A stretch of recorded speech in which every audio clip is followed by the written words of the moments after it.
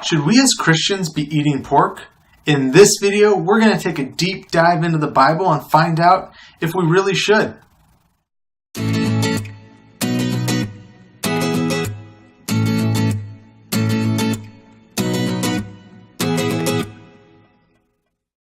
Hi, I'm Tyler, your Christian personal trainer, and here at 517 Fitness, I'm all about helping you lose weight and gain faith. One of the main things we do here on this channel is study the Bible and how it relates to our actual health, which led us to Leviticus 11, 1 through 9 says, "And the Lord spoke to Moses and Aaron, saying to them, Speak to the people of Israel, saying, These are the living things that you may eat among all the animals that are on the earth. Whatever parts the hoof and is cloven-footed and chews the cud, among the animals you may eat. Nevertheless, among those that chew the cud or part the hoof, you shall not eat these. The camel, because it chews the cud, but does not part the hoof, is unclean to you. And the rock badger, because it chews the cud, but does not part the hoof, is unclean to you. And the hare, because it chews the cud, but does not part the hoof, is unclean to you. And the pig, because it parts the hoof, and it's cloven-footed, but does not chew the cud, is unclean to you. You shall not eat any of their flesh, and you shall not touch their carcasses. They are unclean to you." Leviticus makes it pretty, blunt, that we aren't supposed to eat pork. It even calls out pigs directly. So what are the animals based on this description that God gives us that we are able to eat? Things like cow, lamb, bison. Those are the type of land animals we're allowed to eat given this text in Leviticus. There are other texts within Leviticus that talk about animals of the sea and of the air, but we're going to get to those in another video. So besides God not telling us that we should not eat pork, there's actually science behind it that backs it. So using the text in Leviticus, we can come to the conclusion that cow is eligible to be eaten. One of the things that is quite interesting about the cow is that the cow itself has 4 stomachs. So it eats the cud, or a vegetarian diet per se, of grass and hay and all that fun stuff. It gets that processed through their system 4 times. The fact that they have 4 stomachs helps them get rid of all the bacteria, all the harmful stuff, thus making their meat rather healthy and pure and not ridden with toxins. Pigs, on the other hand, happen to only have 1 stomach, and it's a very acidic stomach. It's actually very much like our stomach. Because of this, 3 of the 6 main food bacteria diseases come from the consumption of pork. The thing that's actually really interesting as well is that the 3 other parasite diseases that aren't found when you eat pork are found when you eat bear, horse, fox, all animals that, going back to Leviticus 11, 1 through 9, you wouldn't be eating if you followed God's rules. So why is this not taught in the church? Why is this not a practice that is kind of pushed throughout the Christian faith?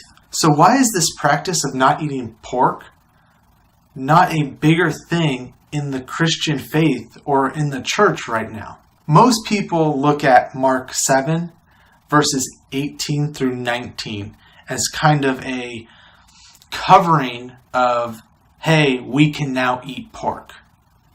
I actually have a video where I go in depth into this one verse. It's all about the dietary laws, which you can actually find somewhere right here. But the abridged version of it basically is that one verse, isn't actually talking about pork itself. It's talking about washing your hands and the rituals that were placed by the Pharisees. And the second thing is that the part that says that all things are now clean for food is something that's added in by the translator. It's almost a cliff note that has become part of the text. I highly suggest watching my video about the dietary laws where I go more in depth on that concept. With all that said, I actually like to go back to the verse in Matthew 5:17 through 18, where Jesus says, "Do not think that I have come to abolish the law or the prophets. I have not come to abolish them, but to fulfill them. For truly I say to you, until heaven and earth pass away, not an iota, not a dot will pass from the law until all is accomplished. Therefore, whoever relaxes one of the least of these commandments and teaches others to do the same will be called least in the kingdom of heaven. But whoever does not and teaches them will be called great in the kingdom of heaven." It is that verse that really signifies that we should be keeping the laws that God laid out in Leviticus, Deuteronomy, Exodus. See, let's go back into the verse of Matthew. "Truly I say to you, until heaven and earth passes away." To all my knowledge, heaven is still here and earth is still here. They have not passed away. So we can continue. "Not an iota, not a dot will pass from the law until all is accomplished." So, not an iota or a dot. Basically, Jesus is saying not a single aspect of the law should be passed over, should be tweaked, moved, or anything like that until all is accomplished. So, the all is accomplished, I take that as Jesus coming back. I mean, yeah, Jesus died on the cross for our sins, but there's still that other part of him coming back, like it talks about in Revelations. That's what I personally believe it's saying when all is accomplished.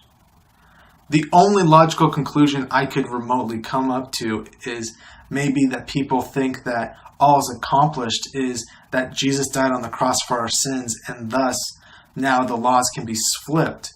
But I then just go back to logically, why would God lay out all these laws to then just say, they're fine, you can do any of them when Jesus comes? There's been so many years after Jesus died on the cross that it almost doesn't make sense for God to give the rules in the first place. So what are your thoughts? Do you as a Christian believe that you should be able to eat pork or not eat pork? Let's have that discussion in the comments down below. I do want to preface though that I personally believe that if you eat pork, you're not burning in hell and whatnot. I think that the laws that God laid out for us were there to separate us from the culture, from the flesh that is society. And in that, eating the dietary laws, the way they're laid out, are also going to help us have the best body, his temple, that we possibly can. Hopefully you found this video as a blessing. Thank you so much for watching it. If you're new to this channel, please hit that subscribe button. I would hate for you to miss out on any of these videos. Thank you again for watching. God bless, finish strong, and I will see you in the next video.